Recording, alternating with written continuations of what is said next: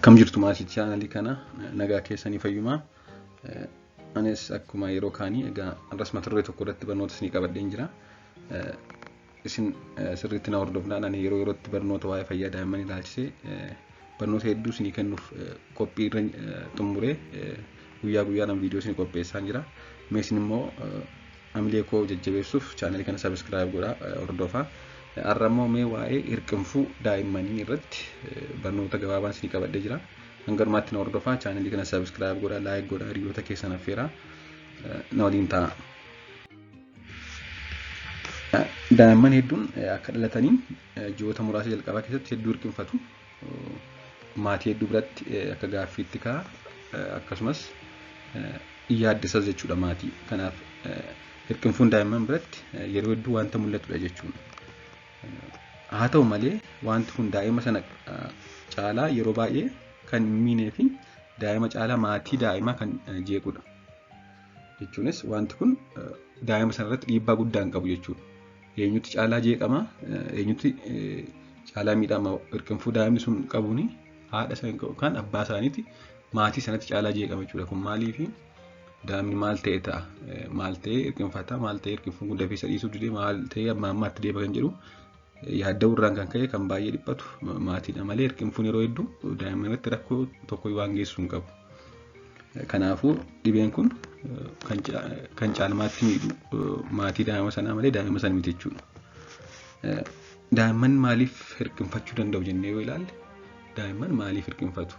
Umurii kaan caalaa umurii ijoollummaatti, keessumaa umurii ji'a 2 ji'a 3 jalqabaatti maaf heddumminaan mul'ata yoo jenne, inni tokko guutummaa guutuutti beekamuu baatus wantoonni akka daa'imman hirqinfatan taasisan gurguddoon jiru. Haa ta'u malee dhibbaa dhibbatti beekuu hin danda'amu. Kanneen keessaa kanneen gurguddoon kanneen beekaman sababni isaa yoo ilaalle, inni jalqabaan qilleensi garaacha isaanii keessa baay'achuudha. Daa'imman yeroo harma'uudhanis haa ta'u yeroo nyaata nyaatan, yeroo xuuxxoo hodhan wanta nyaatan duukaa qilleensi gala. Qilleensi sun immoo garaacha isaanii irratti yoo baay'ate hirqinfachuu danda'u jechuudha. Kanaaf kana hir'isuuf maal gochuu qabu maatiin? Deeffachiisuu qabu jechuudha. Akka nyaatanii ka'anii akka harma ho'isanii booda akka isaan hirqinfanne, akka isaan hin bulgaafanne gochuuf gaazii garaacha isaanii keessa seene yeroo isaan nyaatan, yeroo isaan harma dhugan gaaziin sun ba'uu qaba. Akkamiin ba'a? Ol ofitti qabuudhaan akka isaan deeffatan taasisuudhaan ba'uu qaba. Yoo kana gochuu baanne daa'imman hirqinfatu, bulgaafachuus malu jechuudha. Inni lammaffaan sababa adda addaan qaama keenya keessaa kan laphee fi garaa keenya gargar baasu jira, kan diyaafiraam jedhamu. Yoo dheekkame yookaan yoo madaa'e jechuudha. Spasm and the cramp of the diaphragm jedhama kun. Diyaafiraamiin kun qabiyyee garaachaa fi qabiyyee laphee gargar baasti. Sababa ta'een wanti kun yoo dheekkame yookaan wanti kun xiqqoo yoo madaa'e hirqinfuu amma ammaa ni qabaatu jechuudha daa'imman. Madaa'uun kun immoo yeroo hedduu ofuma isaa waan deebi'ee dhufuudha, waan nama yaaddessu hin qabu, obsuma qofa barbaada jechuudha. Inni sadaffaan kan hirqinfuu fidu qabiyyeen garaachaa nyaatas haa ta'u wanta biraa aannan isaan dhuganis haa ta'u asiidii garaachaa makatee yoo gara afaanitti ol dhufe, kana jechuun yoo bulgaafachuuf jedhanii deebi'ee jechuudha. Fakkeenyaaf nutumtuu yeroo wanti nuti nyaanne garaacha keenya keessaa ol deebi'ee asiidii makatee ol dhufe, ol deebi'ee laphee keenya nu gubaa jechuudha. Yeroo gubu kana hirqinfachuu dandeenya. Kanaaf qabiyyeen garaacha keessa jiru nyaatas haa ta'u aannanis haa ta'u asiidii garaachaa makatee yoo gara afaanitti ol dhufe bulgaafachuuf jedhanii yoo deebisan akka isaan deeffatan taasisuu danda'a jechuudha. Kana immoo maaltu fidaa? Yeroo hedduu bakka isaan ciisanitti aannan yookaan harma hoosisuu. Daa'imman yeroo baay'ee maatiin hedduun maal godhu? Bakkuma isaan ciisanitti dhaqanii harma hoosisuu, bakkuma isaan ciisanitti xuuxxoo afaan kaa'u, bakkuma isaan ciisanii nyaachisu. Haa ta'u malee namni guddaan garuu taa'ee nyaata. Ciisee nyaatu namni guddaa. Haa ta'u malee daa'immanis akkuma nama guddaa ciisanii nyaachuu hin qaban.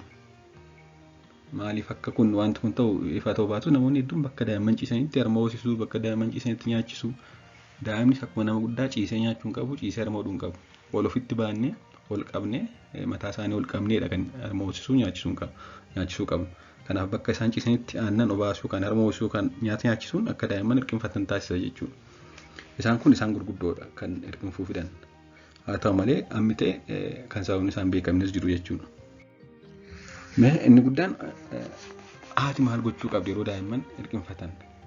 Maatii maal gochuu qabu yoo jennee ilaalle, inni jalqabaan akkuma amma jennee dhibeen kun dhibee waan yaaddessu waan hin taaneef, waan ofuma isaa deebi'ee dhiisu waan hin taaneef daa'imni kun maal ta'e jettee yookaan maal ta'e jedhanii baay'ee dhiphachuu dhiisuu qabu jechuudha maatiin. Hedduun isaanii ofuma isaa deebi'ee dhiisaa kun dhibee fayyaa adda ta'e hin qabu ofuma isaa waan dhiisu waan ta'eef daa'imni kun maal ta'e jedhanii maatiin dhiphachuu yaadda'uu hin qaban jechuudha. Inni lammaffaan yeroo harma hoosisaniif nyaachisan ol qabanii kennuufi bakka isaan ciibsanitti akkuma amma jennee bakka isaan ciibsanitti nyaachisuu dhiisuu, bakka isaan ciisanitti harma hoosisuu dhiisuu, bakka isaan ciisanitti xuuxxoo obaasuu dhiisuun barbaachisaadha jechuudha. Inni sadaffaan harma hoosisanis ta'e nyaachisanii ol baachuun akka isaan deeffatan taasisuun. Achi tokko erga harma hoosistee booda erga nyaata nyaachistee booda daa'ima ishee ol baattee ol ofitti qabdee deeffachiisuun barbaachisaadha jechuudha. Akkasumas yeroo hirqifatan haadha buddeenaa yookaan injeraa nyaachisa jedhamu jira. Isa kan afaan kaa'uun akka hirqinfuun sun dafee dhaabatu taasisa. Hedduun keenya beeknaa haadha buddeenaa yookaan injeraa nyaachisa jedhamu kana yeroo daa'imman boo'an akka isaan hin boonyeef jecha afaan kaa'u maatiin hedduun. Haa ta'u malee haati buddeenaa kun faayidaa gara biraas hedduu qabdi.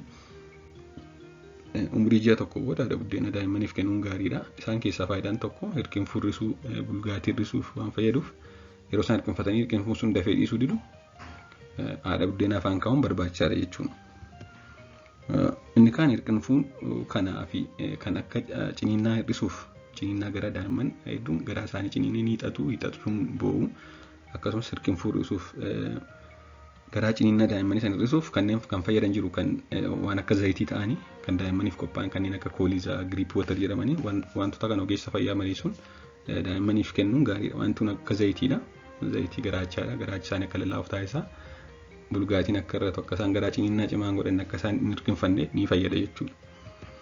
Akkasumas immoo tariitii daa'imni sun hirqinfachuun dabalata kan qufa'u yoo ta'e, kan ammaa bulgaafatu yoo ta'e, kan harma hodhuu dide yoo ta'e, kan ho'inni qaamaa dabalee ta'e, kan baay'ee boo'u yoo ta'e, mallattoo dhibee fayyaa biraa qabaate tarii wanti kun hirqinfachuu qofa ta'uu dhiisuu waan danda'uuf ogeessa fayyaa daa'immanii mariisisuun barbaachisaa ta'a jechuudha. Waan na hordoftaniif galatooma. Chaanalii kana akkuma jennee sabiskiraabii fi laayikii gochuun akka barnoonni kun dura isin ga'us haa ta'u na jajjabeessuus laayikii fi sabiskiraabii godhaa galatooma.